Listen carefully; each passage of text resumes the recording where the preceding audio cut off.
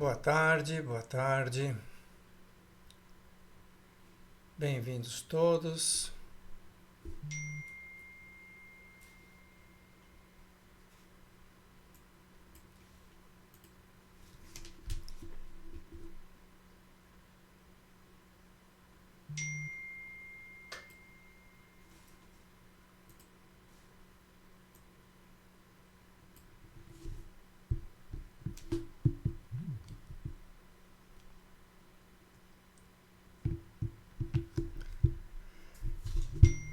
Bom fim de tarde, né? E bem-vindos a todos a mais essa reflexão que vamos começar agora. Hoje é dia 11 de fevereiro de 2025. Muito bem. E o que buscamos aqui?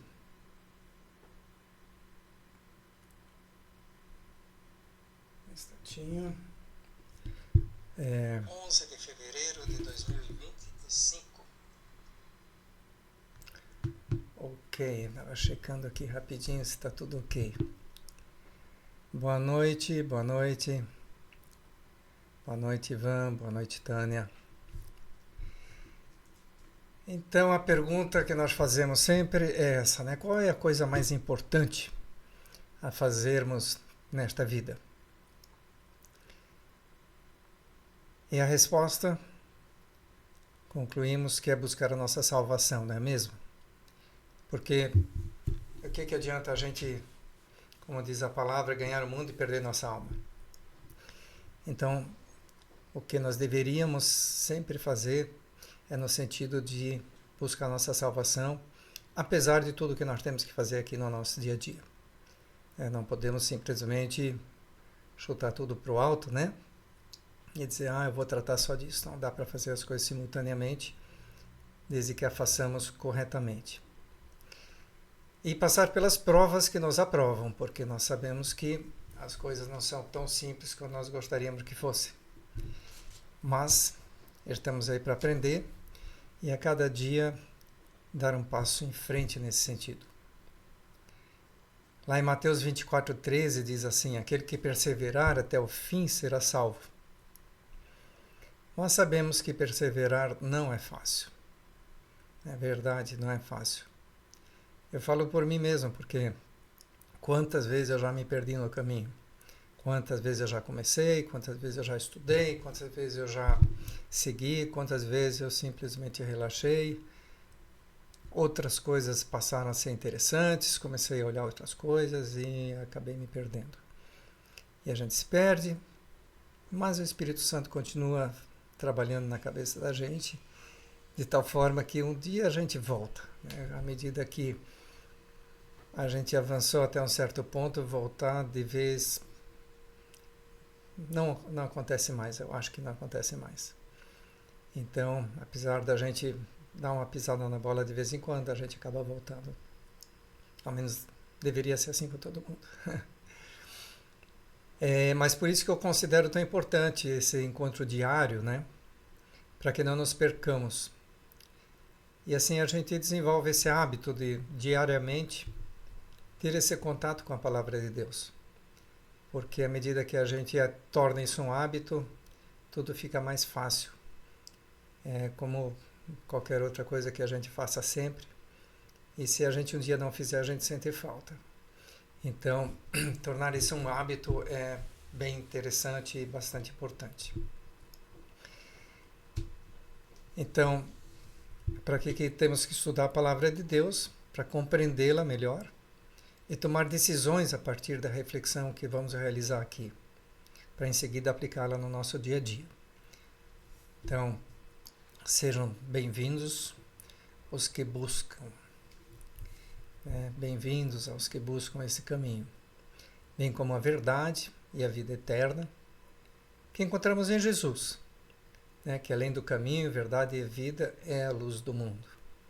Em João 8,12 estão escritas essas palavras, que Jesus falou.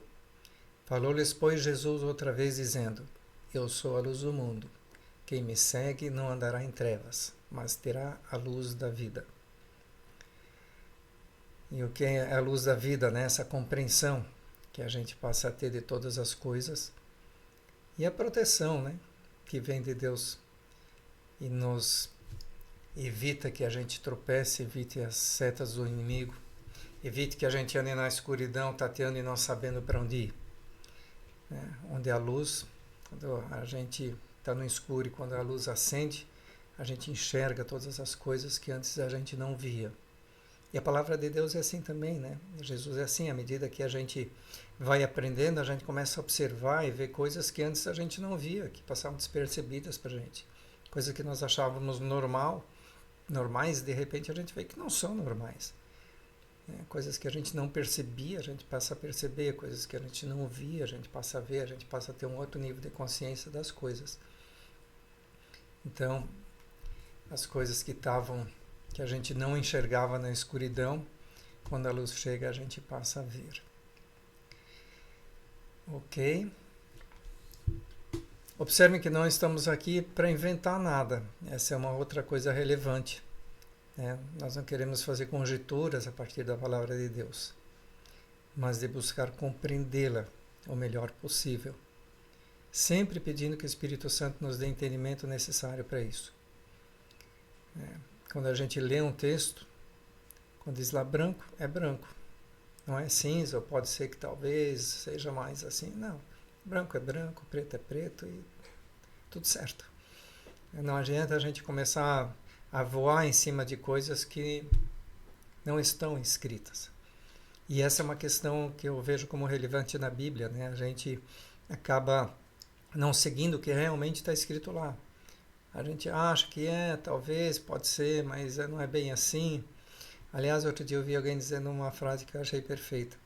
Diz assim, quase todos os pecados começam com essa expressão, não é bem assim. Não é verdade? É um fato isso. Então, nós estamos aqui para ler a palavra, compreendê-la assim como ela é. Não como nós gostaríamos que ela fosse, ou como alguém nos disse de repente que ela seria. Né? Por isso, queremos ler a palavra e compreendê-la da melhor forma possível. Beleza? E também por isso que a gente decidiu se basear no ensinamento diário da live do pastor Sandro Rocha. Só um instantinho que eu vou ter que fazer uma coisa importante aqui, para que a gente não fique sem energia. Acabei de receber um aviso aqui. Por isso que a gente... Obrigado, desculpa aí.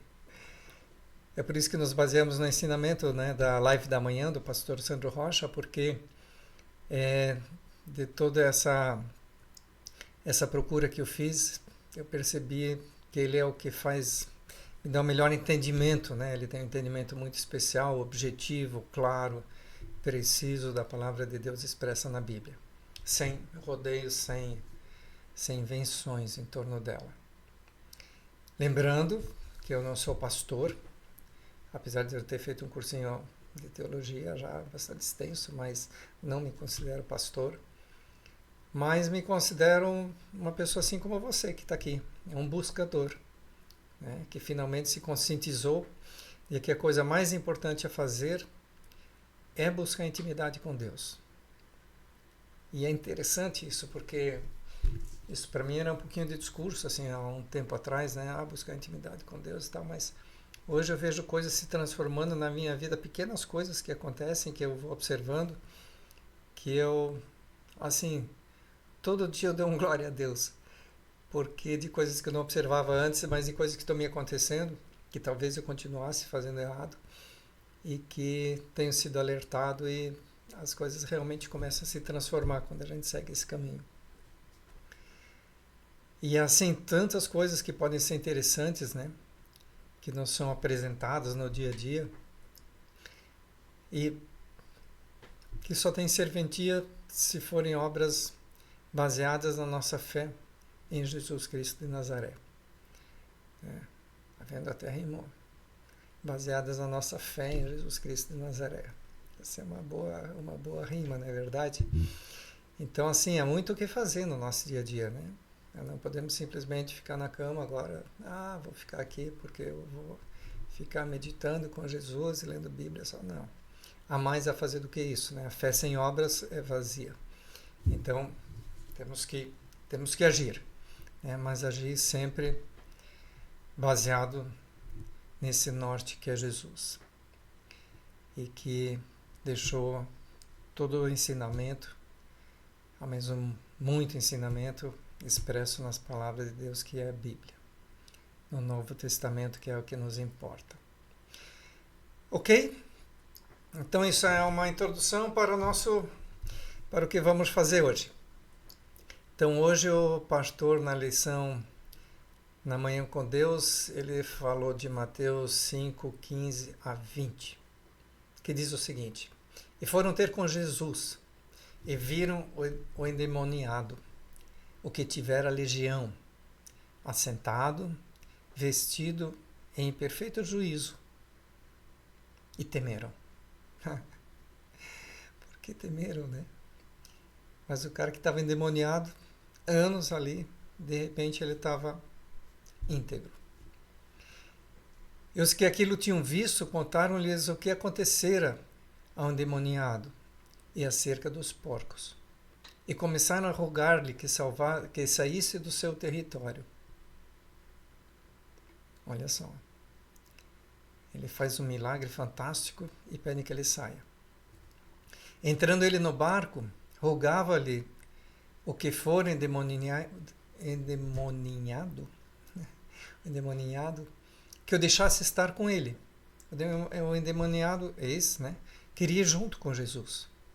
Jesus, porém, não lhe permitiu, mas disse-lhe: Vai para a tua casa, para os teus, e anuncia-lhes quão grandes coisas o Senhor te fez, e como teve misericórdia de ti. Ele foi e começou a anunciar em Decápolis quão grandes coisas Jesus lhe fizera, e todos se maravilhavam. Muito bem. Esse texto traz uma série de reflexões bem interessantes para que façamos. E o pastor observou uma coisa interessante, que Jesus sempre dava mais valor às pessoas do que às coisas, diferentemente do que costuma acontecer hoje. Mesmo nas igrejas, não é mesmo? O amor às pessoas tem se esfriado, bem como o amor a Jesus. Ou não? Mas, lá em Mateus 24, 12 a 14, já escreveu lá, 2000 anos atrás quase, né? E por se multiplicar a iniquidade, o amor de muitos se esfriará. Mas aquele que perseverar até o fim será salvo. Este evangelho do reino será pregado em todo o mundo, em testemunha a todas as nações, e então virá o fim. Aqui, a parte duas são interessantes, né? Uma, exatamente isso que ele já disse que iria acontecer, né? A iniquidade iria se multiplicar, o amor iria se esfriar, e o evangelho seria pregado em todo o mundo, e a partir disso viria o fim. E olha que agora a gente tem toda essa tecnologia para que o evangelho possa ser pregado em todo o mundo, que até poucos anos atrás não era possível, né? Então, me parece que há uma indicação clara de algo aí, para bom entendedor, né? Mas a questão é bem essa, que o amor tem se esfriado. Você vê que a perca daqueles porcos para eles era muito mais importante do que a salvação daquele homem. Né? Aquele rapaz estava possuído durante anos ali, foi liberto, e qual era a preocupação deles? A perca dos porcos. Então, claro que o valor de 2.000 porcos, alguém fez essa conta, né? Era estimado em valor de hoje, se a gente pegar lá em torno de 2.000 porcos a 50 quilos cada porco, a mais ou menos R$30 o quilo do porco, tinha lá uns 3 milhões de reais que foram ao desfiladeiro e porcos que morreram ali. Mas o quanto vale uma alma? Não é verdade? E o que aconteceu em seguida é que essa alma, chegando ali na terra dele, acabou dando muita informação importante para as pessoas. Eles viram a transformação que ele teve e muitos se salvaram a partir dele. Então Jesus é bem diferente do que observamos no dia de hoje, até mesmo nas igrejas. Algumas com que eu mesmo congreguei, eu tive essa experiência. Eu segui aí umas seis igrejas diferentes. E eu tenho que dizer, né, que algumas em que eu congreguei tinha estacionamento reservado para algumas pessoas especiais lá. Tinha assentos guardados para algumas pessoas especiais também. E o especial era um dízimo maior. Então aquelas que apareciam mais, que doavam mais à igreja, que tinham um dízimo mais poderoso, também tinham regalias, né? Mas, será que isso tem lógica, né? Provavelmente, eu diria que não. Será que ter mais recursos financeiros faz com que a pessoa seja melhor? Será que ela vale mais por causa do dinheiro que ela tem? Eu não acredito nisso. Mas a tendência é essa. A tendência é realmente essa. Enquanto enxergarmos com os olhos humanos, nós fazemos essa distinção. Pelos olhos humanos, nós aprendemos a olhar o quanto a pessoa é mais bonita, o quanto ela é mais perfumada, o quanto ela é mais elegante, o quanto ela se veste melhor, o quanto ela é mais interessante, o quanto ela fala melhor, o quanto ela se expressa melhor, o quanto ela se exibe mais. Não é verdade? Mas quando nós olhamos através dos olhos do Espírito, nós vemos coisas bem diferentes. Eu dou uma palmatória, né? Palmatória é uma expressão que talvez nem se conheça mais hoje em dia, né? Mas quando eu era criança, a gente aprontava na escola. Palmatória era assim, você botava a mão e a professora dava raiguada na parte de cima da tua mão. Aquilo doía que só. Mas você não repetia aquilo que você fez tão cedo.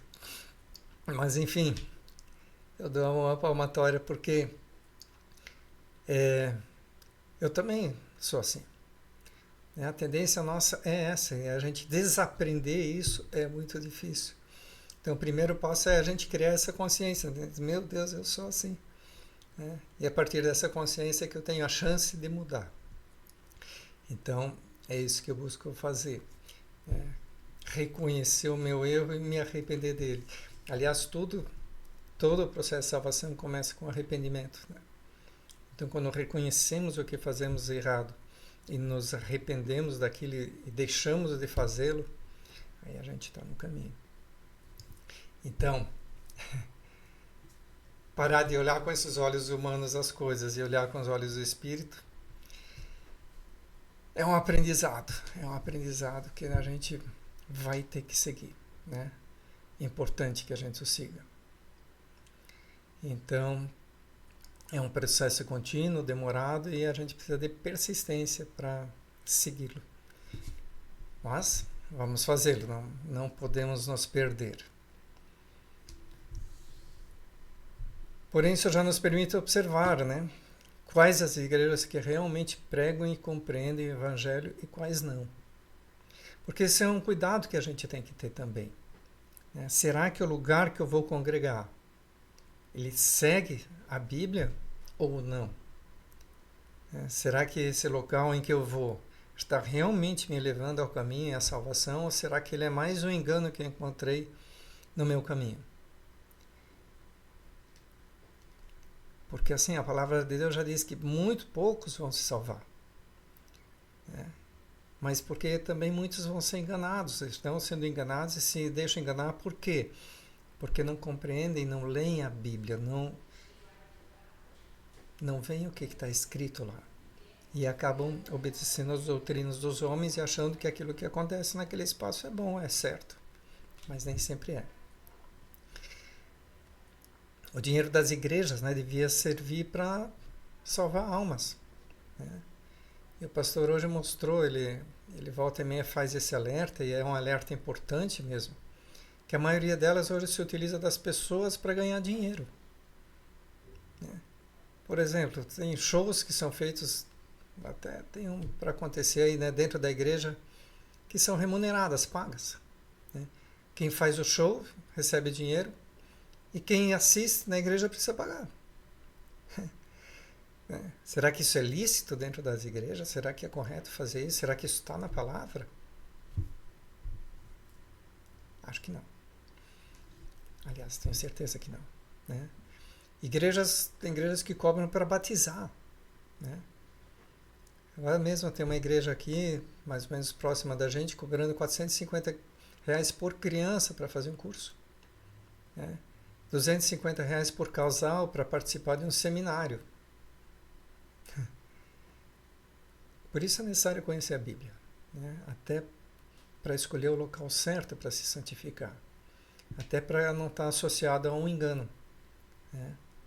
Porque essa é a coisa mais complicada, né? Você vê alguém, e olha que eu já caí em algumas armadilhas dessas, a pessoa faz todo um discurso de crente, de tal, porque eu sou isso, aquilo, blá blá blá, e no final você faz um negócio com ela e entra pelo cano. Eu tomei cano enorme já assim, né? Mas acontece, né? Então nós temos que tomar cuidado com os lobos em pele de cordeiro. E isso em todos os níveis. Por isso, eu sempre volto a enfatizar isso, por isso é tão importante observar as coisas a partir do ensinamento que está na Bíblia. Né? A Bíblia como ela é, e por isso a gente tem que começar a ler a Bíblia, porque se a gente não lê, como é que a gente vai aprender? Né? Vou acompanhar esse tipo de lição que mostra a Bíblia como ela realmente é, com seus pontos e vírgulas. Lá em João 2, 14 a 16 diz assim: e achou no templo os que vendiam bois e ovelhas e pombos e os cambiadores assentados. Jesus, né? Está falando de Jesus. E tendo feito um azorrague de cordéis, lançou todos para fora do templo, bem como os bois e as ovelhas. Espalhou o dinheiro dos cambiadores, e derribou as mesas. E disse aos que vendiam pombos: tirai daqui estes, e não façais da casa do meu pai casa de vendas. Palavras de Jesus, né? Então, assim, ele já deixou claro que a casa do pai não é para isso. Não é para comprar, para vender, não é para ganhar dinheiro. O que está previsto para isso são os dízimos e as ofertas. Né? Então, e todos eles, tanto os dízimos e ofertas, têm que ser feitos para quem quiser fazê-los com o coração. Se fizer como obrigação, não vai adiantar nada, melhor não fazer. Né? O dízimo e a oferta tem que ser oferecida de coração para uma obra que você sabe que é de Deus. Né? A partir dessa consciência, eu estou fazendo isso aqui, estou fazendo porque eu sei que a obra de Deus se faz aqui. Aí vale a pena, você faz com o seu coração. Não por uma obrigação. Eu estou congregando aqui, então sou obrigado a pagar esse negócio. Melhor não fazer, né? Você não vai ganhar nada com isso. Não tente barganhar com Deus. Né? Com Deus não se barganha. Então, faça de coração, mas não faça por obrigação. Então a Bíblia diz isso, né? Não façais da casa do meu pai casa de vendas. Jesus diz isso. Então a questão a ser observada por nós: será que o local em que estamos congregando obedece aos ensinamentos de Jesus? Precisamos tomar esse cuidado, pois Jesus mesmo já informou de que poucos se salvarão. Né? Porque muitos seguirão o engano. E o coração de muitos se esfriará por causa desses enganos que são apresentados a eles. Lá em Tiago 1,22 diz assim: sede cumpridores da palavra e não somente ouvintes, enganando-vos com falsos discursos. Então, de novo, a palavra central eu acho que aqui é cumpridores da palavra. Mas para conhecer a palavra a gente tem que ler. Temos que ler.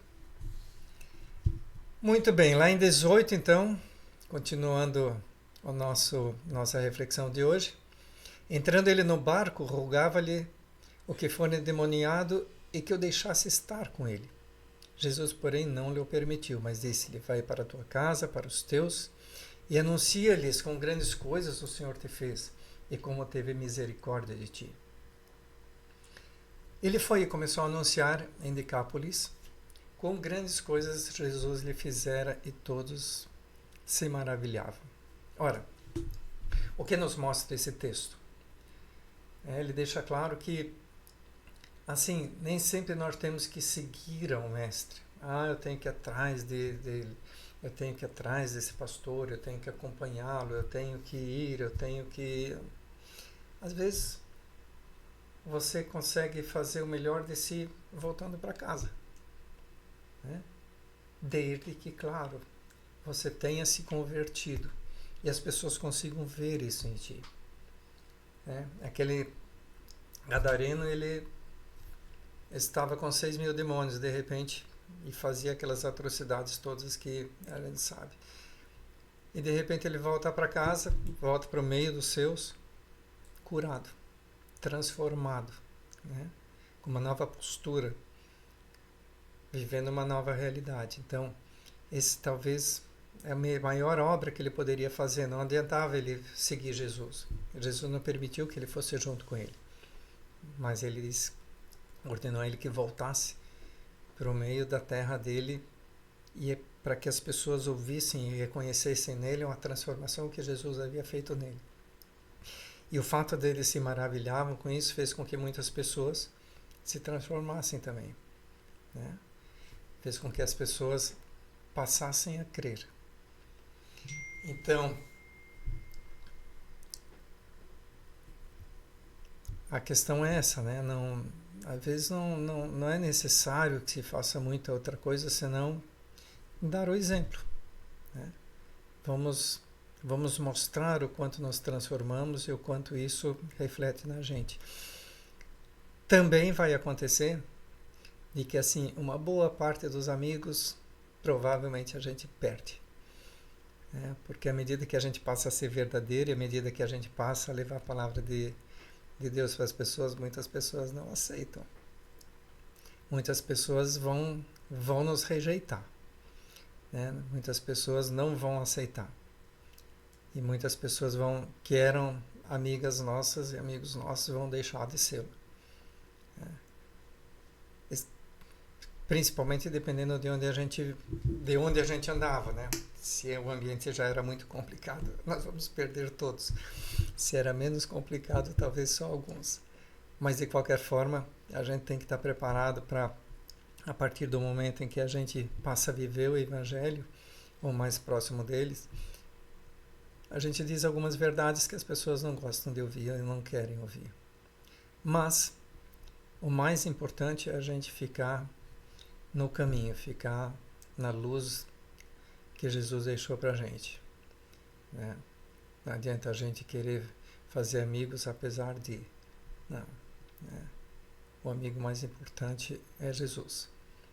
É o Espírito Santo que está com a gente, nos acompanhando aqui o tempo todo.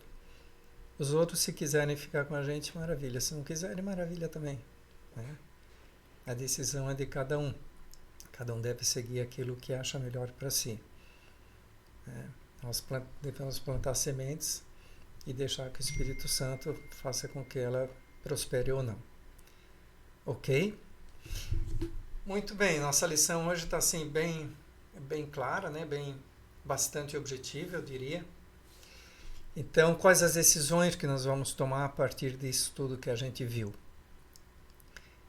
Sugestões são bem-vindas, se quiserem mandá-las. Mandá-las, não demandá-las, né? Enviá-las. São bem-vindas as sugestões. Uma coisa que eu acho assim, absolutamente clara é a lição de que nós temos que tomar cuidado com o local em que nós buscamos a Deus. Não é qualquer local, E nós temos aí à nossa disposição muitos lugares que nos levam ao engano. Então, atenção a isso, né? Vamos observar, mediante a palavra de Deus, qual é o espaço em que nós vamos buscar a Deus. Ok? Eu acho que essa é uma decisão importante que nós temos que tomar. Vamos tomar cuidado de onde nós vamos buscá-lo. E a segunda lição interessante é que nós podemos fazer muito à medida que as pessoas percebam a transformação em nós. À medida que nós nos transformamos e nós somos coerentes com essa transformação, nós não precisamos não precisamos querer inventar de repente muita coisa. Não, nós precisamos só ser coerentes e com a palavra de Deus e com o que aprendemos e seguir isto. É suficiente para que de repente até possamos fazer uma grande obra.